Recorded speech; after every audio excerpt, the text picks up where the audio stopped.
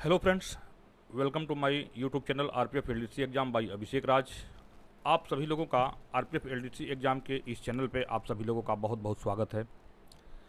आज हम लोग आरपीएफ रूल से संबंधित कुछ प्रश्नों पर अपनी प्रैक्टिस करेंगे और इससे कुछ महत्वपूर्ण प्रश्न जो कि आपके एग्ज़ाम में बन सकते हैं उस पर हम लोग आज चर्चा करेंगे, उस पर हम लोग बात करेंगे। तो सबसे पहले हम लोग कुछ चीज़ों को जान लेते हैं। आरपीएफ रूल 1987 के संबंध में कुछ चीज़ों को जानते हैं। तो जैसे कि मालूम है कि आरपीएफ एक्ट जो हमारा बेस एक्ट है, आरपीएफ एक्ट, तो उसके सेक्शन 21 के आधार पर यह जो है नियम बनाया गया है और केंद्र सरकार द्वारा रेलवे सुरक्षा बल अधिनियम 1957 की धारा 21 के द्वारा आरपीएफ एक्ट के सेक्शन 21 के द्वारा जो प्राप्त शक्तियां हैं उनको प्राप्त करते हुए और जो है आरपीएफ रूल का गठन किया गया है। यह जो है बल सदस्यों के ऊपर सामान्य रूप से लागू होते हैं और इसके बारे में हम लोग कुछ महत्वपूर्ण प्रश्नों के बारे में चर्चा करेंगे अपने परीक्षा के पॉइंट ऑफ व्यू से। तो शुरू से लास्ट तक वीडियो को देखिए, सभी प्रश्न बहुत ही महत्वपूर्ण हैं और प्रश्नों के साथ साथ इस पर हम लोग मल्टीपल टाइप के जो क्वेश्चन हैं, जो मल्टीपल टाइप के प्रश्न हैं, उनसे हम लोग संबंधित प्रैक्टिस करेंगे और पूरा मिक्स है। यह जो है जो 21 चैप्टर है जो आरपीएफ रूल का, उससे प्रश्न लिए गए हैं अलग अलग जगह से। तो शुरू करने से पहले एक बार आप लोगों से रिक्वेस्ट है कि जो लोग नए जुड़ रहे हैं वो चैनल को सब्सक्राइब कर दें और जो लोग पहले से जुड़े हुए हैं वो लाइक करें, शेयर करें। इस चैनल पे बीएनएस और बीएनएसएस से संबंधित भी ऑब्जेक्टिव प्रश्नों की श्रृंखला हम आपके लिए प्रस्तुत कर रहे हैं। तो इस चैनल पर अपना सपोर्ट बनाए रखिए। कुछ यहाँ जो आपराधिक कानून जो तीनों नए हैं उससे संबंधित जो एमसीक्यू है वह ज्वाइन करने के बाद ही आपको उपलब्ध होगा, तो चैनल को ज्वाइन भी आप लोग करें। तो आइए शुरू करते हैं आज का ये महत्वपूर्ण सेशन। तो सबसे पहले इस सेशन को शुरू करने से पहले कुछ चीज़ों को हम लोग जान लेते हैं। आरपीएफ रूल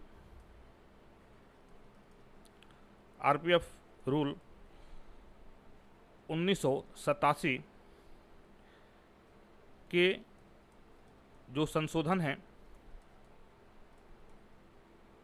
जो कि 2 फरवरी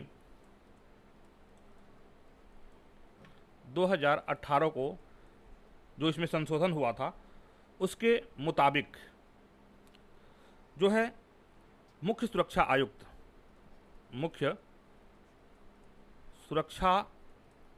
आयुक्त जो शब्द है, इसके जगह पे हम लोग प्रधान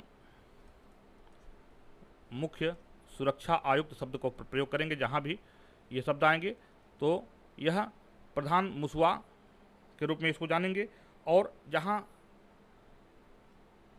पर जो है अपर मुख्य सुरक्षा आयुक्त शब्द आएगा, अपर मुख्य सुरक्षा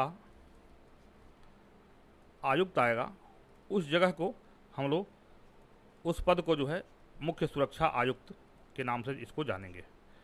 तो यह एक छोटा सा इसका ये था। ये जो लास्ट अमेंडमेंट हुआ है जो कि आरपीएफ रूल 1987 का 2 फरवरी 2018 को जो अमेंडमेंट हुआ है, उसके अनुसार जो है सीएससी की जगह पर पीसीएससी और अपर मुख्य सुरक्षा आयुक्त की जगह पर मुख्य सुरक्षा आयुक्त शब्दों का प्रयोग किया जाएगा। तो इसके अंतर्गत जो भी चीज़ें आएंगी उसको आप लोग ध्यान रखिएगा। एक बार इसके डेफिनेशंस में देख लेते हैं। जैसे कि मालूम है इसका जो सेक्शन 1 है, जो रूल 1 है, रूल 1 में जो है इसका नाम दिया गया है। इसका संक्षिप्त नाम प्रारंभ और सेक्शन 2 में सेक्शन नहीं बोलेंगे, यहाँ रूल बोलेंगे। रूल 2 में जो है परिभाषाओं के बारे में दिया गया है। तो इसके बारे में कई सारे वीडियो पड़े हुए हैं, परिभाषाएं आप लोग वहाँ से देख सकते हैं। एक बार मैं रिपीट कर देता हूँ, इसको आप लोगों के हिसाब से देख लीजिएगा। देखिए, सबसे पहले इसमें ए दिया है, ए में अधिनियम है, बी में साज सज्जा, सी बटालियन, डी में प्रधान मुख्य सुरक्षा आयुक्त का वर्णन दिया गया है, ई में जो है बंद गिरफ्तारी है, आई में जांच न्यायालय है, जी में टुकड़ी है, एच में निर्देश है, आई में मंडल, जे में मंडल सुरक्षा आयुक्त, के में विद्यमान रेल नियम है, एल में खुली गिरफ्तारी है, एम में चौकी, एन में रेल स्थापना, ओ में रेल सुरक्षा कर्मचारी परिषद जो कि अभी समाप्त हो चुका है, और पी में धारा दिया गया है जो आरपीएफ एक्ट है उससे संबंधित धाराओं के बारे में दिया गया है, क्यू में अनुसूची दिया गया है जो 12 अनुसूचियां हैं उनके बारे में दिया गया है ये क्यू में, और आर में सुरक्षा न्यायालय दिया गया है, एस में वरिष्ठ अधिकारी, और टी में क्षेत्रीय रेलों के बारे में दिया गया है, और लास्ट इसका यू है, यू में दिया गया है उन सभी शब्दों और पदों जो कि इसमें प्रयुक्त हैं किंतु परिभाषित नहीं किया गया है और इस अधिनियम या रेल अधिनियम 1890 में परिभाषित है, वही अर्थ होगा जो अधिनियम या रेल अधिनियम 1890 में है। तो यह एक छोटा सा आरपीएफ रूल के बारे में एक शॉर्ट इंट्रोडक्शन था। कई सारे वीडियोज इस पर पढ़े हैं, इस चैनल पे भी आप लोगों को कई सारे थ्योरेटिकल पार्ट भी पढ़े हैं। आइए तो इन्हीं से निकलकर कुछ महत्वपूर्ण प्रश्न हैं, उन प्रश्नों पर हम लोग चर्चा करते हैं। सबसे पहला है कि आयुध निरीक्षण टीम का वर्णन किस नियम में दिया गया है, in which rule in the armament inspection team described.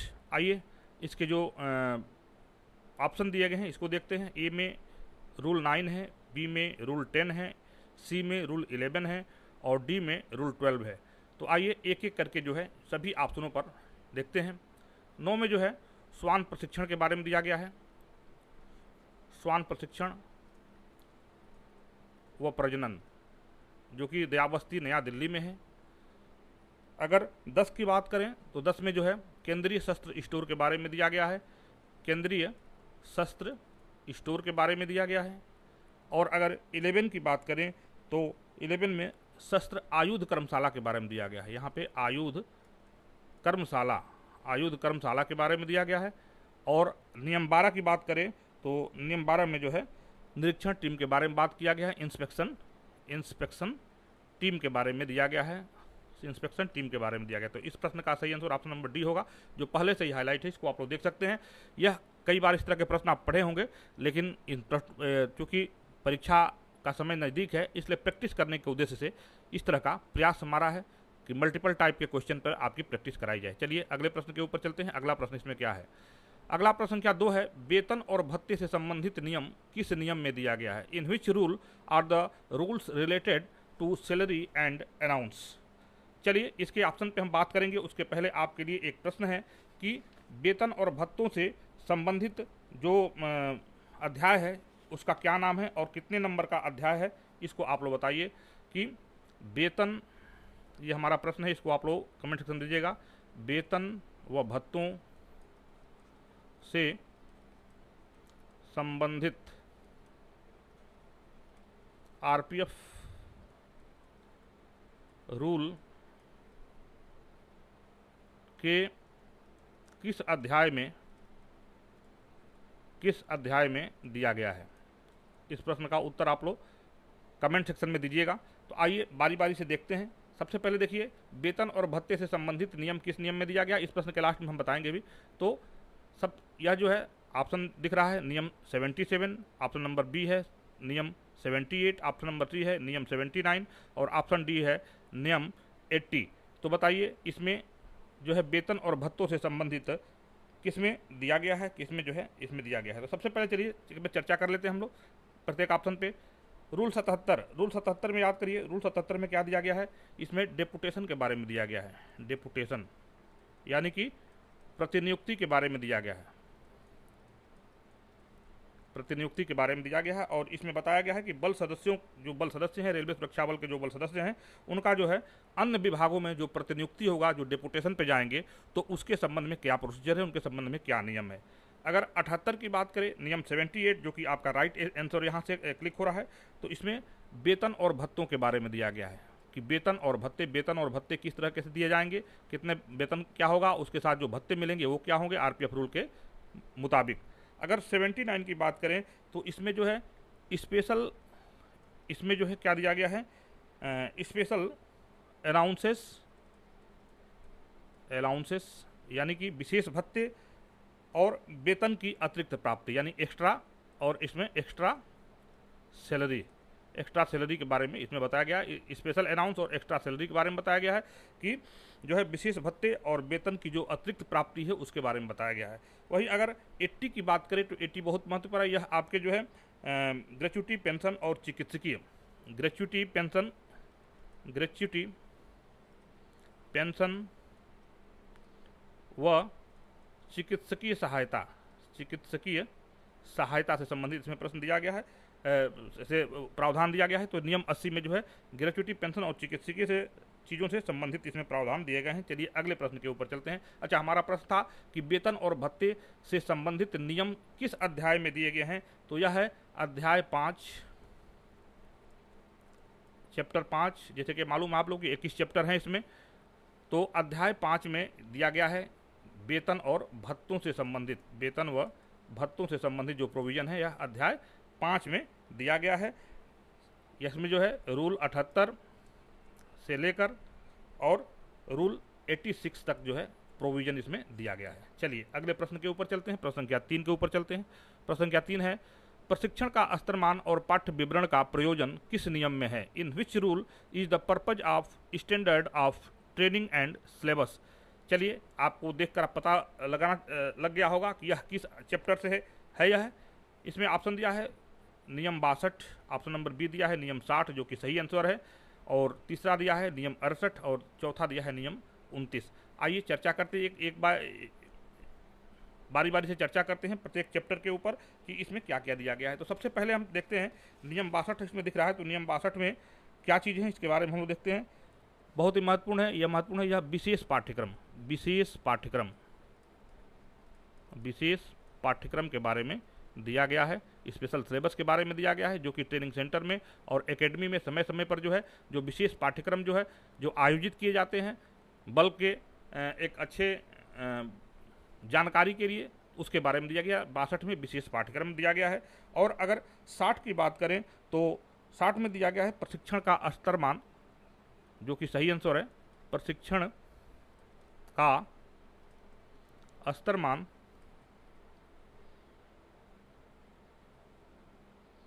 व पाठ्य विवरण। आप लोग जो मल्टीपल टाइप के जो मल्टी चॉइस टाइप के क्वेश्चन हैं उस पर जो है अपना मेमोरी एक बार ताज़ा करिए, क्योंकि यह रिवीजन के लिए ही यह जो है सीरीज चलाई जा रही है। और अगर 68 की बात करें तो 68 भी बहुत ही महत्वपूर्ण है। 68 में जो है कैडर पुनरीक्षण के बारे में दिया गया है। कैडर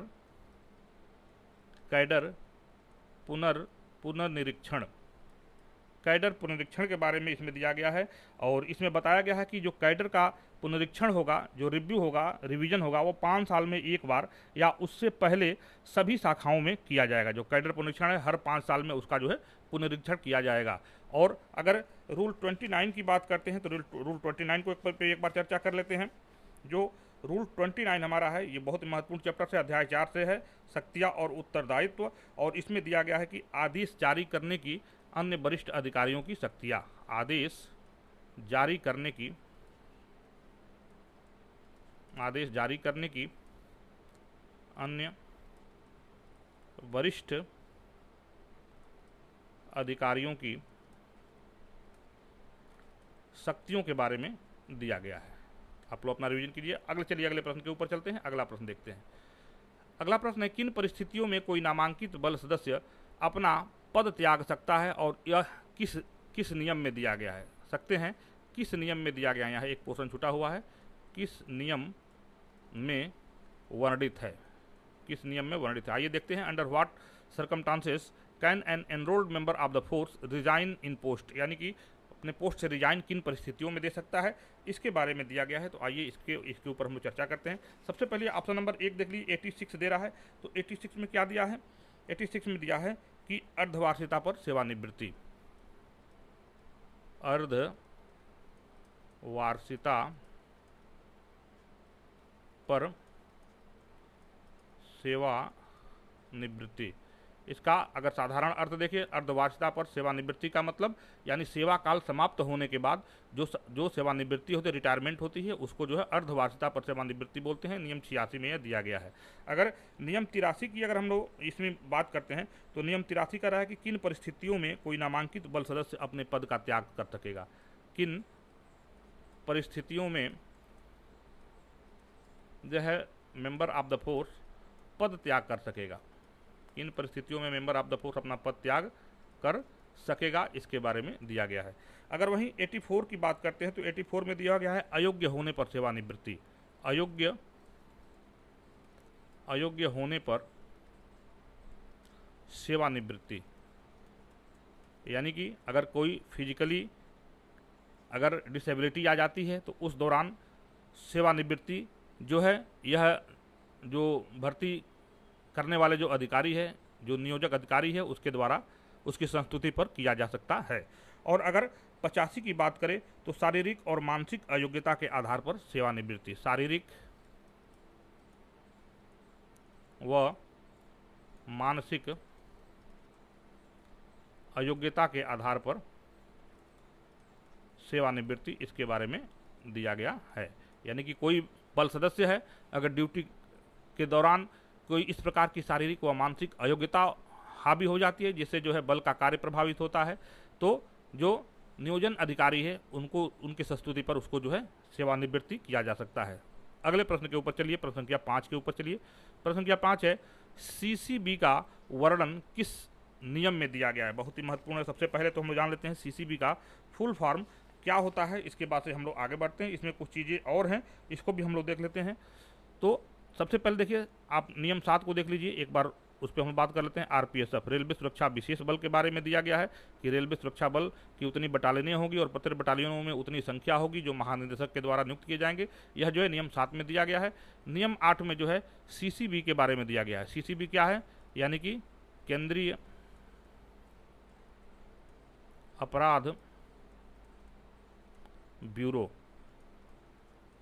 सेंट्रल क्राइम ब्यूरो के बारे में है, बताया गया है।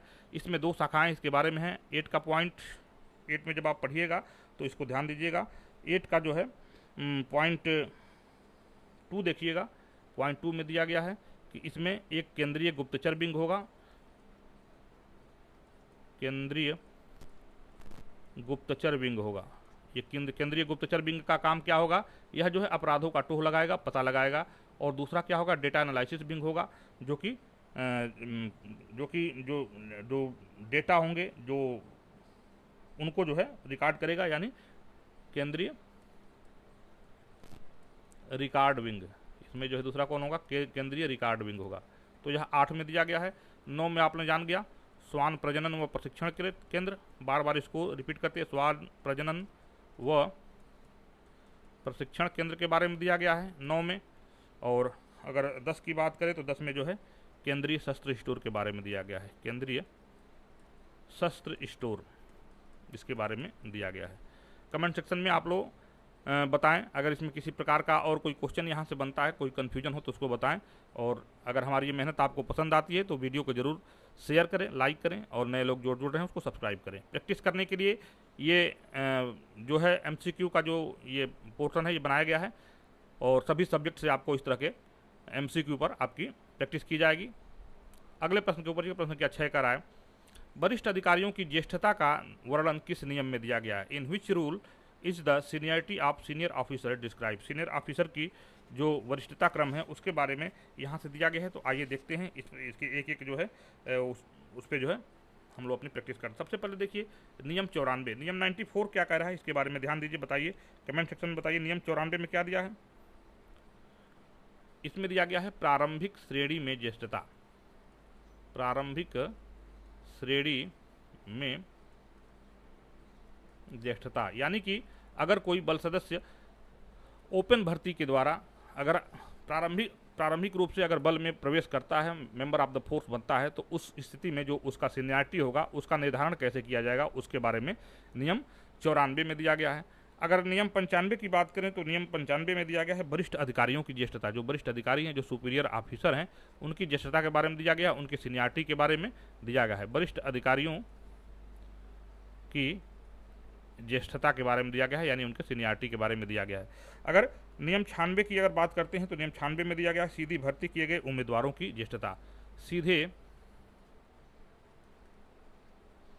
भर्ती किए गए उम्मीदवारों की सीनियरिटी के बारे में दिया गया है।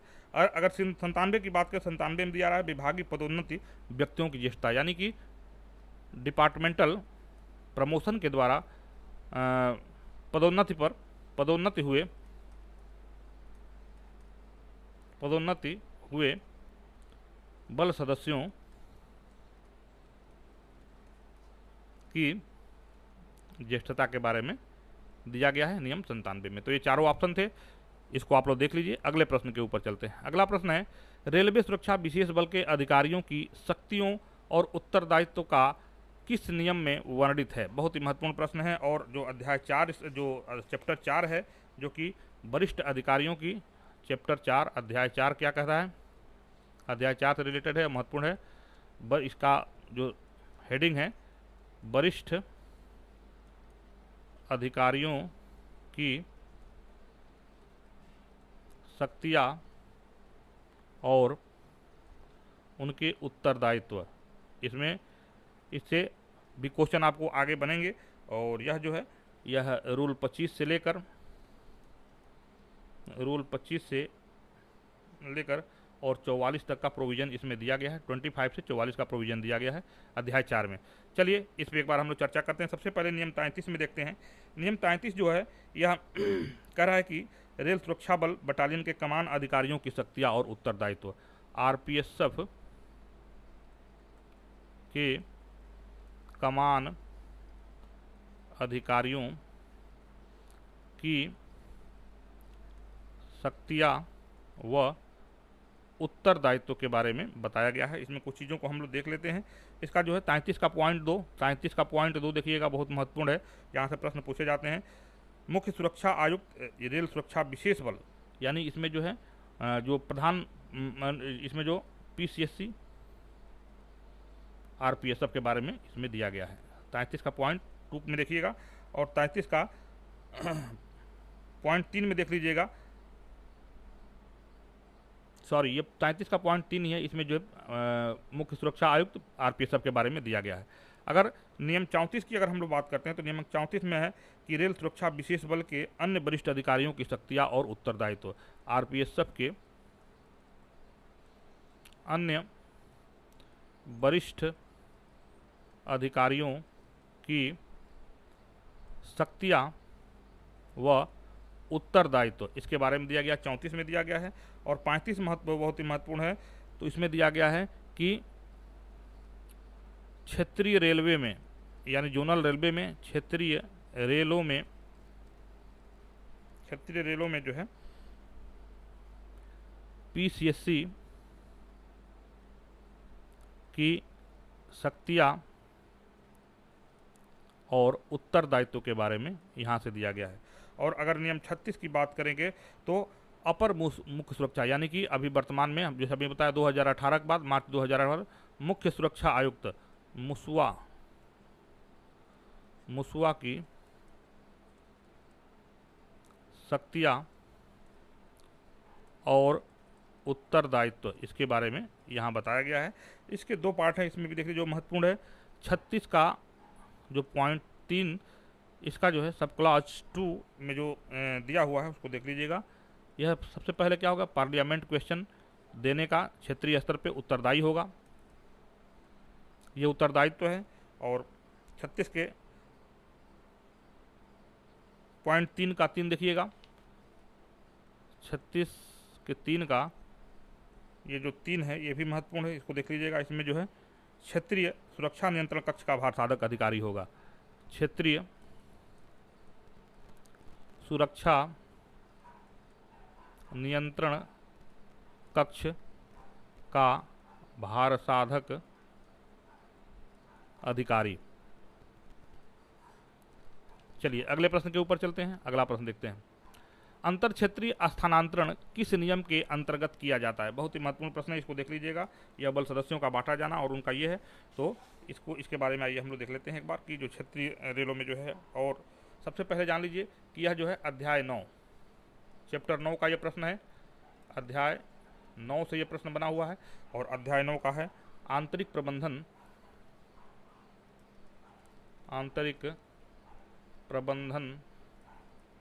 व सेवा की शर्तों के बारे में यहाँ पे इसमें दिया गया है। इसमें जो है रूल 94 से लेकर और 117 तक का इसमें प्रोविज़न दिया गया है। रूल 94 से लेकर 117 तक का प्रोविज़न दिया गया है। आइए अपने ऑप्शन के ऊपर चलते हैं। सबसे पहले देखते हैं 91 में क्या है। 91 में दिया है अंतर क्षेत्रीय इंटर रेलवे स्थानांतरण के बारे में दिया गया है। अंतर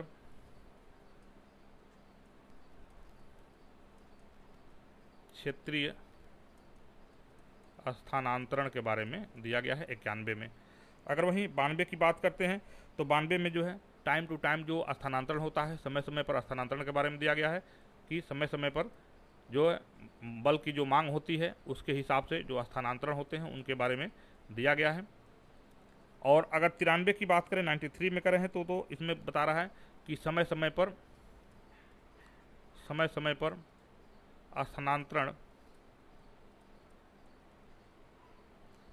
का साधारण सिद्धांत, क्या नियम होंगे, क्या सिद्धांत होंगे, उसके बारे में दिया गया है 93 में। और अगर 94 की बात करते हैं तो 94 जो है यह प्रारंभिक श्रेणी में ज्येष्ठता है। प्रारंभिक श्रेणी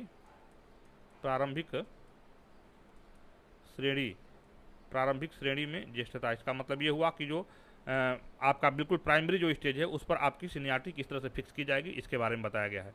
चलिए अगले प्रश्न के ऊपर चलते हैं। प्रश्न संख्या 9 है, अभ्यावेशित बल सदस्यों की साधारण शक्तियाँ और कृत्यों का उल्लेख किस नियम में दिया गया है। In which rule the general power and function of enrolled member of the force are maintained. चलिए बहुत ही महत्वपूर्ण है, इसके बारे में हम लोग एक बार देख लेते हैं। तो सबसे पहले इसको, यह अध्याय 4 का प्रश्न है। अध्याय 4 बहुत महत्वपूर्ण है। अध्याय 4 जो है शक्तियाँ और उत्तरदायित्व, अभी पिछला हम लोग जो पढ़े थे शक्तियाँ उत्तरदायित्व, जो कि 25 से लेकर और 44 तक जिसमें प्रोविजन दिया गया है। नियम 25 से लेकर नियम 44 तक का दिया गया है। तो चलिए 38 में क्या दिया हुआ है। 38 में दिया गया है कि सुरक्षा कमिश्नरियत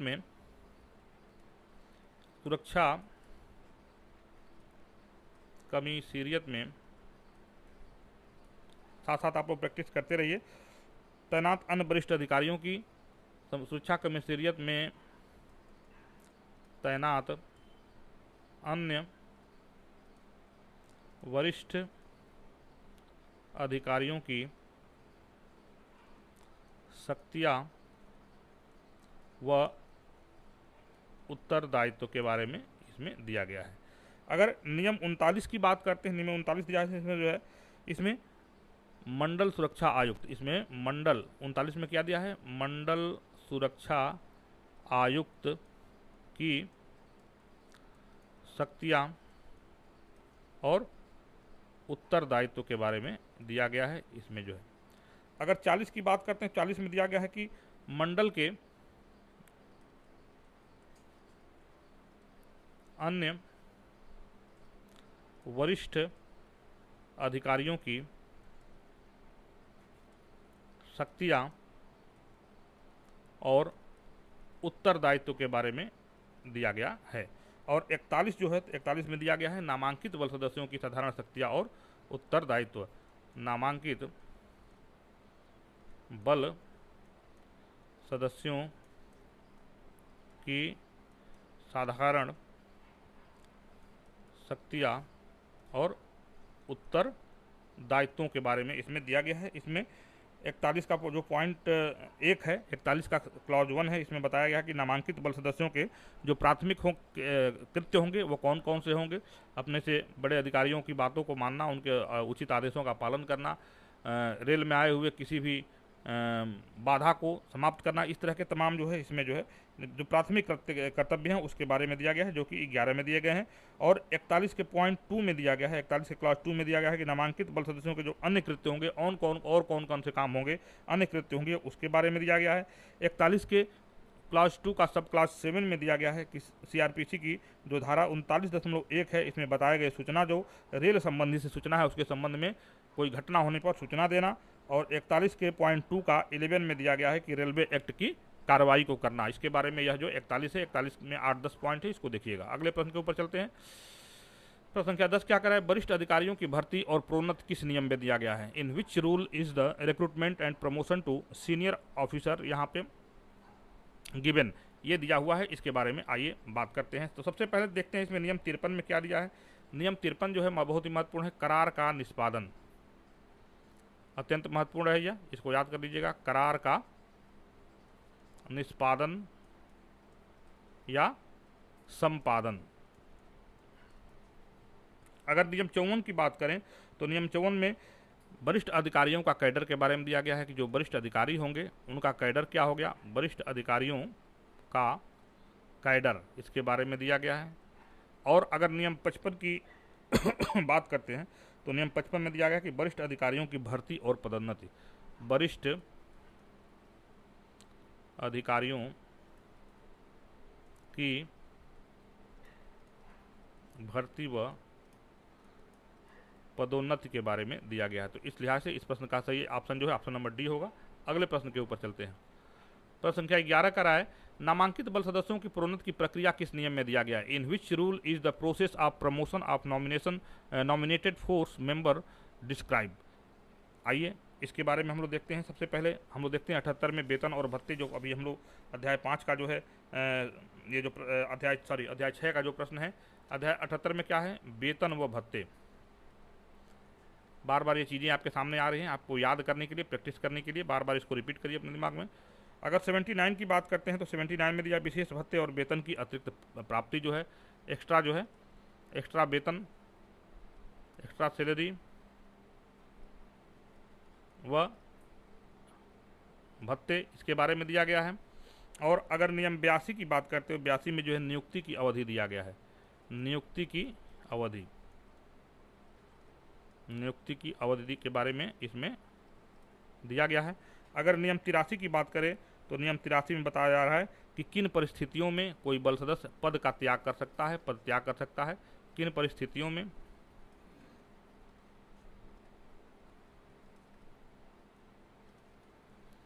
बल सदस्य पद का त्याग कर सकेगा, इसके बारे में नियम 83 में दिया गया है। अगले प्रश्न के ऊपर चलते हैं। अगला प्रश्न हमारा है, बल का अधीक्षण केंद्रीय सरकार में निहित होगा, यह किस नियम में दिया गया है। बल का अधीक्षण जो है यह केंद्रीय सरकार में निहित होगा, यह किस नियम में दिया गया है, इसके बारे में जो है अध्याय 3 का प्रश्न है। तो आइए देखते हैं। इसके सबसे पहले देख लेते हैं 19 में क्या दिया है। 19 में जो 19 है ये चैप्टर 2 का प्रश्न है, बल का संगठन और संरचना। अग्निशमन शाखा के बारे में दिया गया है, अग्निशमन शाखा, जो बल की 3 शाखाएं हैं, अग्निशमन हो गया, आपका अभियोजन हो गया और कार्यपालक शाखा हो गया, उसमें अग्निशमन एक शाखा है जिसके बारे में इसका अलग ही कैडर हो गया, बताया गया है। अगला है 20 है। 20 में जो सुरक्षा नियंत्रण कक्ष के बारे में दिया गया है, जो कि बहुत महत्वपूर्ण है। इसका भार साधक अधिकारी, आपको अभी हम लोगों ने बात किया कि जो है CSC होंगे, सुरक्षा नियंत्रण कक्ष होगा, और प्रत्येक क्षेत्रीय रेलों में और DG कार्यालय पे और मंडल पर इसको स्थापित किया जाएगा और 24x7 के पैटर्न पर यह काम करेगा, यानी कि 24 घंटे 7 दिन यह खुला रहेगा। और इसमें जो है जो ड्यूटियाँ होंगी, जो सुरक्षा नियंत्रण कक्ष में जो है ड्यूटियाँ शिफ्ट वाइज इसमें लगाई जाएंगी। वहीं अगर नियम 21 की बात करते हैं, नियम 21 जो है यहाँ पे निर्देश और नियंत्रण अध्याय 3 में है, छोटा सा पाठ इसका है। 21 में जो है बल का प्रबंधन,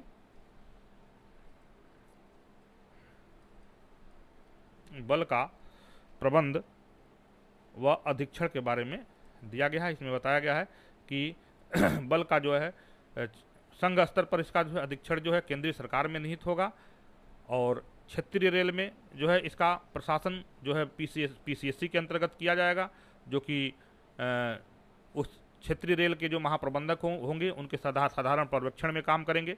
तो यह 21 का पाठ दिया गया है। अगर 22 में कहें तो संघ स्तर पर समादेशन, जिसके भी हम लोग बात कर रहे थे, संघ स्तर पर समादेशन, संघ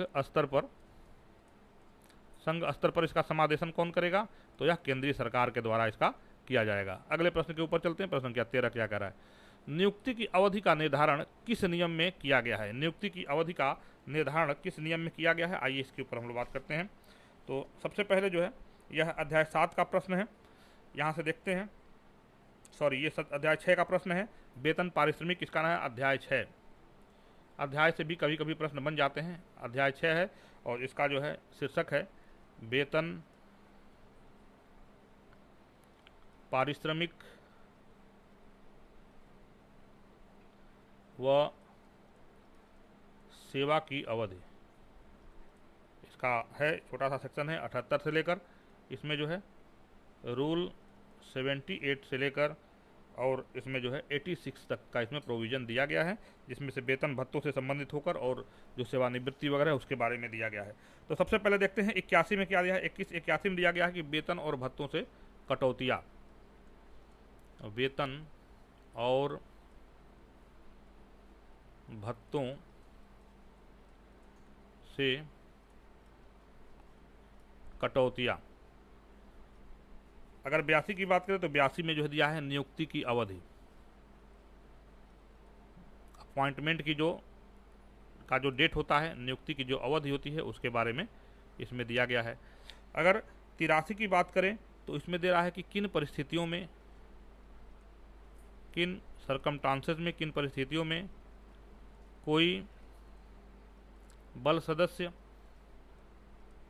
पद त्याग कर सकेगा, किन परिस्थितियों में। और अगर 84 की बात करें हैं तो इसमें बता रहा है कि अयोग्य होने पर सेवानिवृत्ति, अयोग्य होने पर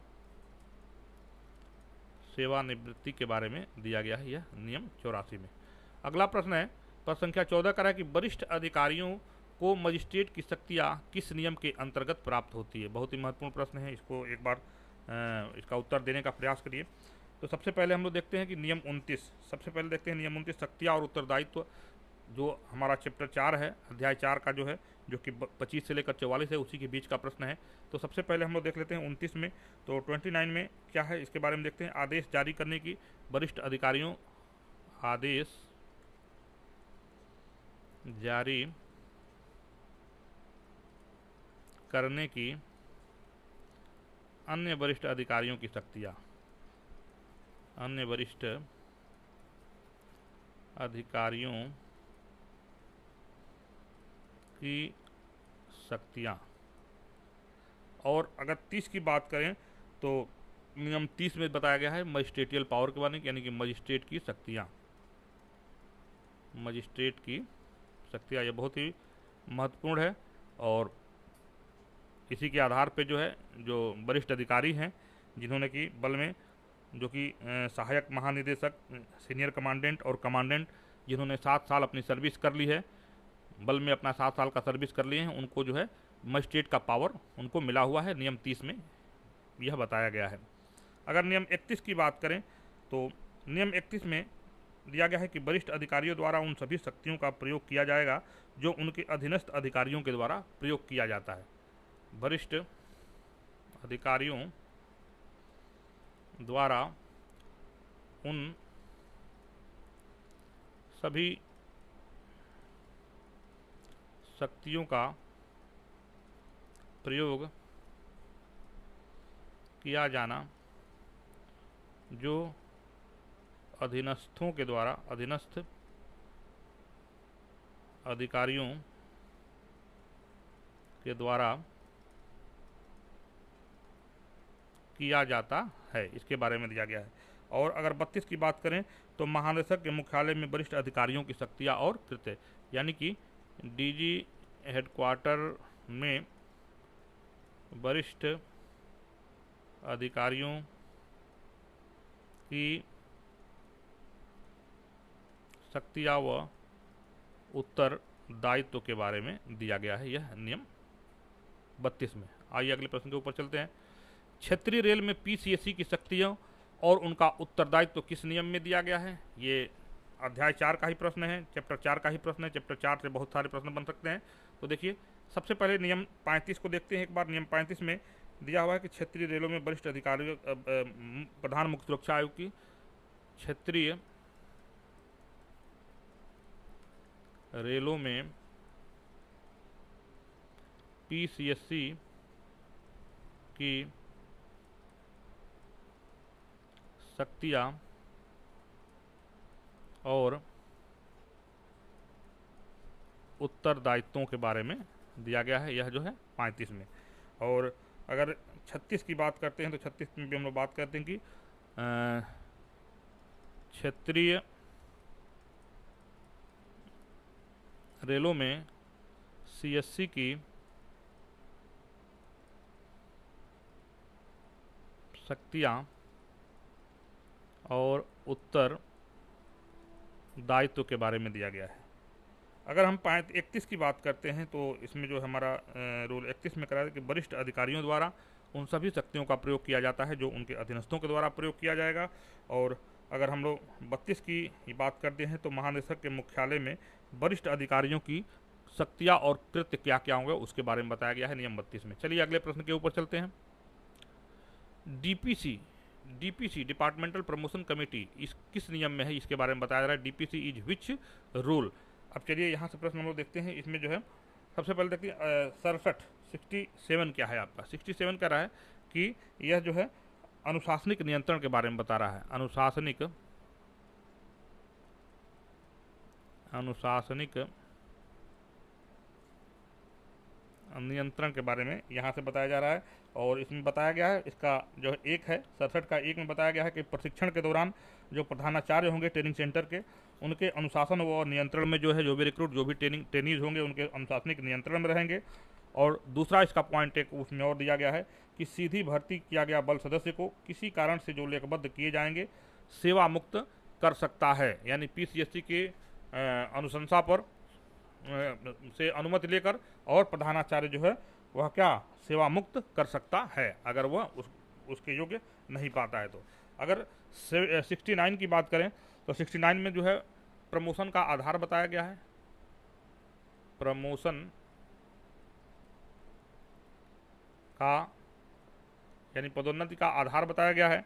और 71 में जो बताया गया है कि नियम 70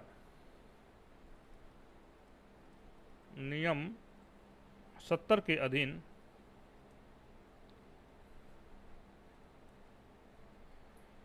चयन करने के लिए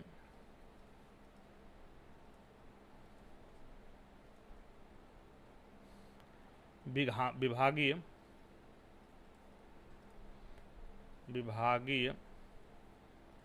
डीपीसी डिपार्टमेंटल प्रमोशनल जो बोर्ड के लिए जो है मार्गदर्शक सिद्धांत के बारे में दिया गया है। डीपीसी के बारे में दिया गया है। और अगर नियम 76 की बात करें तो बल में अधिकारियों की प्रतिनियुक्ति डेपुटेशन के बारे में, ऑफिसर्स डेपुटेशन इसके बारे में दिया गया नियम 76 में। अगले प्रश्न के ऊपर चलते हैं। प्रश्न संख्या 17, विभागीय समितियों का गठन करने की शक्तियां किस नियम में दिया गया है। अति महत्वपूर्ण प्रश्न है, इसको बहुत ध्यान दीजिएगा। पीसीएससी को जो शक्तियां प्राप्त हैं उसी के अंतर्गत जो है 27 के में जो है यह किस प्रकार से जो है विभागीय समितियों का गठन करने के लिए उत्तरदायी हैं उनके बारे में हम लोग देखते हैं। तो सबसे पहले देखते हैं, सबसे पहले हम लोग 28 देते हैं। 28 में जो है निर्देश देने की शक्ति जिसके अंतर्गत आपके डायरेक्टिव वगैरह जो है जारी किए जाते हैं, जो सिक्योरिटी सर्कुलर जारी किए जाते हैं पीसीएससी के द्वारा, इसके द्वारा जो है पीसीएससी सशक्त होते हैं। इसके लिए जो है पीसीएससी नहीं, इसके लिए जो है डायरेक्टर जनरल डीजी आरपीएफ जो है इसके लिए सशक्त होते हैं। और 27 में क्या दिया हुआ है, 27 का पॉइंट 27 में देखते हैं कि महानिदेशक की प्रशासनिक शक्तियों के बारे में दिया गया। 27 में जो है महानिदेशक के प्रशासनिक शक्तियों के बारे में दिया गया है। 27 के पॉइंट 1 में जो है कुछ साधारण शक्तियाँ हैं, साधारण जो शक्तियाँ हैं उसके बारे में उल्लेख किया गया है जो कि 5-7 हैं उसके बारे में। और अगर 27 का पॉइंट 2 कर रहे हैं तो इस विभागीय समितियों को गठन करने की शक्ति। 27 का पॉइंट 2 क्या कर रहा है, विभागीय समितियों का गठन करने की शक्ति के बारे में दिया गया है 27 के पॉइंट 2 में। और 29 में क्या दिया गया है कि आदेश जारी करने की अन्य वरिष्ठ अधिकारियों की शक्तियां। आदेश जारी करने की अन्य वरिष्ठ अधिकारियों की शक्तियों के बारे में दिया गया है। चलिए अगले प्रश्न के ऊपर चलते हैं। अगला प्रश्न प्रश्न संख्या 18, रेलवे सुरक्षा बल प्रशिक्षण संस्थाओं का उल्लेख किस नियम में दिया गया है। बहुत ही महत्वपूर्ण प्रश्न है। रेलवे सुरक्षा बल in which rule is the maintain of RPF training institute given के बाद इसके बारे में पूछ रहा है। तो सबसे पहले देखिए रूल 12 में जाते हैं तो इसमें जो है इंस्पेक्शन टीम के बारे में दिया गया है। 12 में क्या दिया गया है? इंस्पेक्शन टीम के बारे में दिया गया है, जो आयुध इंस्पेक्शन टीम है उसके बारे में दिया गया है। और 13 में जो है इसमें प्रशिक्षण संस्थाओं के बारे में दिया गया है। प्रशिक्षण संस्थाओं के बारे में दिया गया है। नियम 13 में जो है प्रशिक्षण संस्थाओं के बारे में दिया गया है। और अगर 14 की बात करें, 14 में क्षेत्रीय रेलों का संगठनात्मक स्वरूप, जोनल रेलवे होता है, क्षेत्रीय रेलवे का संगठनात्मक स्वरूप, इसके बारे में दिया गया है और इसमें बताया गया है। इसके क्लास 2 में बताया गया है, 14 के क्लास 2 में बताया गया कि क्षेत्रीय रेलों का मुखिया जो है कौन होगा? तो यह पीसीएससी होंगे। और वह जो उनके कमांड और समादेशन के अधीन होगा। और 14 के पॉइंट 3 में बताया गया है कि अन्य सुरक्षा कमिश्रियत होंगे। 14 के पॉइंट 3 में कि अन्य सुरक्षा कमिश्रियत होंगे, अन्य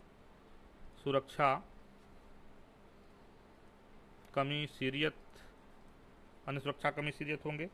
और 15 का पॉइंट 2 तो और 15 में बातें हैं। चलिए 14 का योग क्षेत्रीय रेलों का संगठनात्मक स्वरूप, 15 में जो है सेम चीज़ें वही है, मंडल का संगठनात्मक ऑर्गेनाइजेशनल जो स्ट्रक्चर है उसके बारे में जो है, डिवीजन का उसके बारे में दिया गया है। मंडल का संगठनात्मक स्वरूप उसमें भी वही दिया गया है। 15 के पॉइंट 2 में दिया गया है। इसमें एक चीज़ याद करने वाली चीज़ है 15 के पॉइंट 2 की है कि मंडल का प्रधान वरिष्ठ मंडल सुरक्षा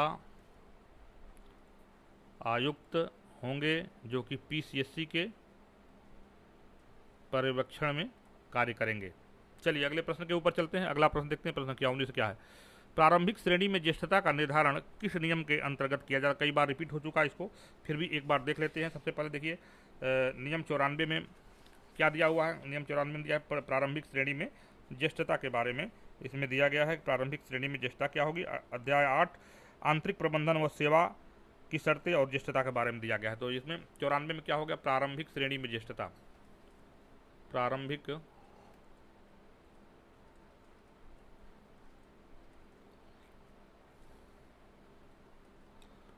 श्रेणी में ज्येष्ठता हो गया। और इसमें जो है सुपीरियर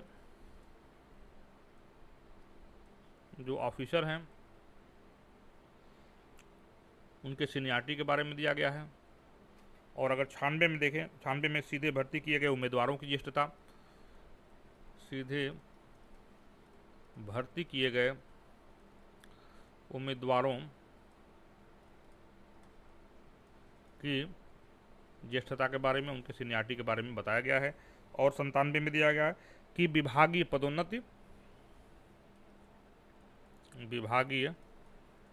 पदोन्नति व्यक्तियों की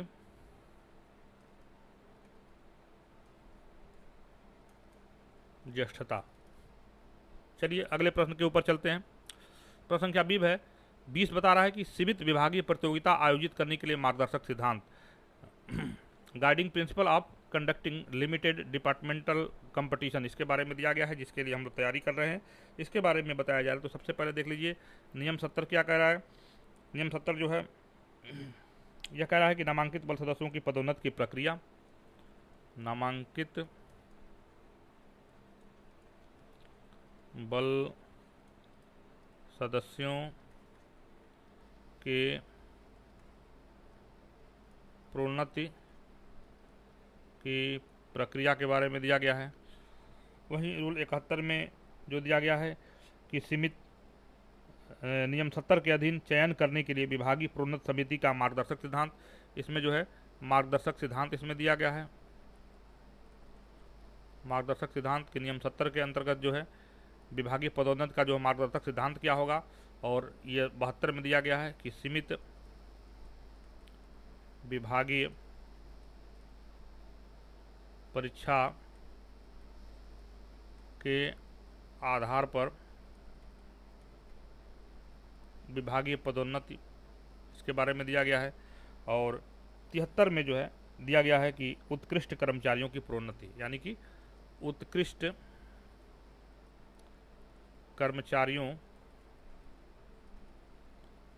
की प्रोन्नति के बारे में दिया गया है 73 में। चलिए अगले प्रश्न के ऊपर चलते हैं। अगला प्रश्न हमारा क्या है? मजिस्ट्रेट की अनुपस्थिति में कार्यवाही किस नियम के अंतर्गत है? अब देखिए, मजिस्ट्रेट की अनुपस्थिति में जो कार्यवाही है वो किस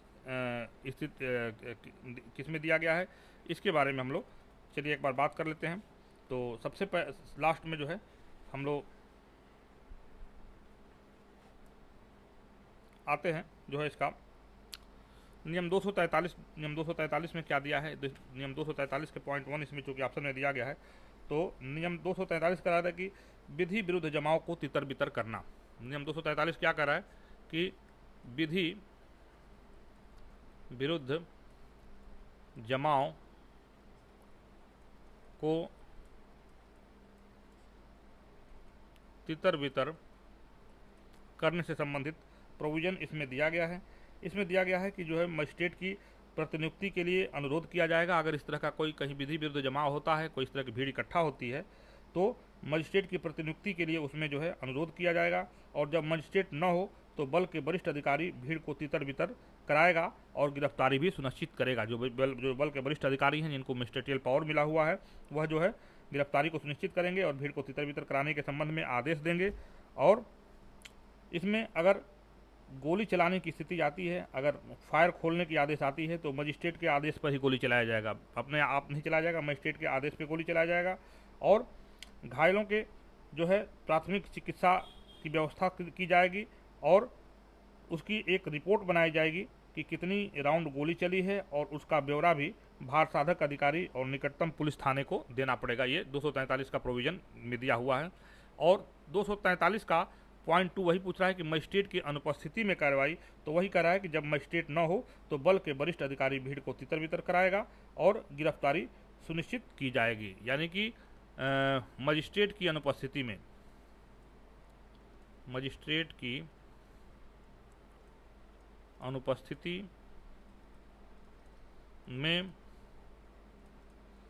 वरिष्ठ अधिकारी भीड़ को तितर बितर व गिरफ्तारी कराएगा, उसके बारे में दिया गया है। और 243 का जो पॉइंट 3 है, इसमें दिया गया कि बल का प्रयोग जितना जरूरी हो उतना ही बल का प्रयोग किया जाएगा। जितना जरूरी हो उतने बल का प्रयोग किया जाएगा, उतने बल का प्रयोग किया जाएगा। ऐसा नहीं कि भीड़ इकट्ठा है और भीड़ पत्थरबाजी कर रही है और उसके अगेंस्ट में डायरेक्ट जो है गोली चला दिया जाए, ये जो है न्यायोचित नहीं होगा। इस नियम में बताया गया है कि जितने बल का प्रयोग उतने ही बल का प्रयोग किया जाता है जाए जितना कि आवश्यक है भीड़ को तितर बितर करने के लिए। और 243 का पॉइंट 4 कह रहा है कि गोली चलाना, यानी कि किन परिस्थितियों में गोली चलाएगी, तो यह गोली जब भी चलाई जाएगी यह मजिस्ट्रेट के आदेश पर ही गोली चलाई जाएगी। और जीवन और संपत्ति की बचाव के लिए, ऐसी परिस्थितियां होती हैं जहां जीवन और संपत्ति के लिए जो है खतरा उत्पन्न होता है, तो उस स्थिति में मजिस्ट्रेट के आदेश पर गोली चलाई जाएगी। यह जो है 21 में दिया गया। अगले प्रश्न के ऊपर चलते हैं। अल्पकालिक रिक्तियों में प्रोन्नति का प्रावधान किस नियम में वर्णित है? शॉर्ट टर्म जो वैकेंसीज होती हैं उसमें जो है प्रोन्नति के प्रावधान के विषय में दिया गया है। In which rule is the provision of promotion in short term vacancies described. इसके बारे में हम लोग एक बार देख लेते हैं। 71 में सबसे पहले देखते हैं 71 में क्या दिया हुआ है, इसके बारे में फिर हम लोग आगे बढ़ते हैं। तो 71 में दिया गया है कि नियम 70 के अधीन जो है, सॉरी नियम 71 है, नियम 70 के अंतर्गत विभागीय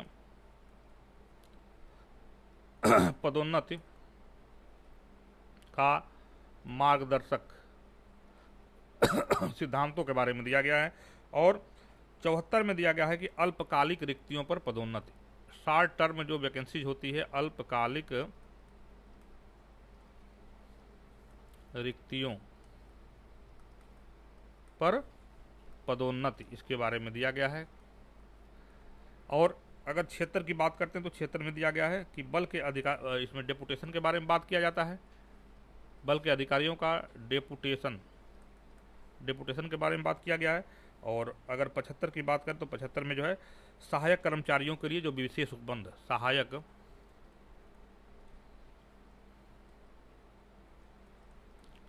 कर्मचारियों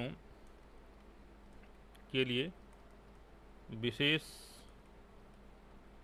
उपबंधों के बारे में यहाँ से बताया गया है। चलिए, तो आज के सेशन में बस इतना ही, और आज के सेशन को यहीं पे समाप्त करते हैं। और चूँकि आज संडे का दिन था और थोड़ा सा समय था, तो इस तरह के प्रश्नों पर आपको प्रैक्टिस करने के लिए हमने ये क्लास रखा हुआ है। और अगर आपको आवश्यकता होगी, अगर आप कमेंट करेंगे तो इस तरह के प्रश्नों पर आपको प्रैक्टिस और भी कराएंगे। आपको हर सब्जेक्ट से, बाकी BNS विशेष और BNSS और BSA का प्रैक्टिस सेट स्टार्ट है, वो चल रहा है, लेकिन पेड कोर्स पर अभी अवेलेबल है।